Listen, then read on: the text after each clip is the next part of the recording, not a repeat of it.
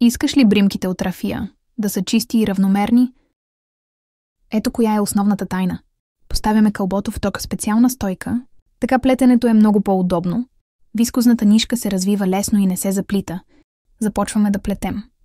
Не стягай преждата, рафията е ленточна и цялата й красота е именно в тази форма. Прекалено стегнатите бримки чак развалят структурата и визията на плетивото. Използвай кука номер 3, така плетивото става по-меко, а бримките но по-спретнати и равни. Ето как плета аз. Следи за равномерното напрежение на нишката през цялото време. Показвам ти как внимателно издърпвам всяка бримка. Важно, не усуквай преждата. Рафията трябва да се подрежда джа гладко и равномерно като лента. В това е чарът на ленточната прежда.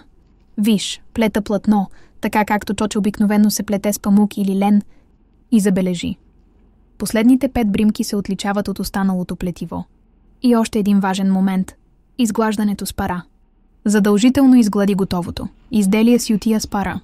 Ето и сравнение. Бежовият цвят не е изгладен, а минерал грин е. Погледни как по различен начин изглеждат бримките. При зелената рафия те са равни, живи и много по-красиви. Опитай и сама ще се убедиш в разликата. Абонирай се. Предстоят още много полезни съвети и трикове за джок плетене с рафия.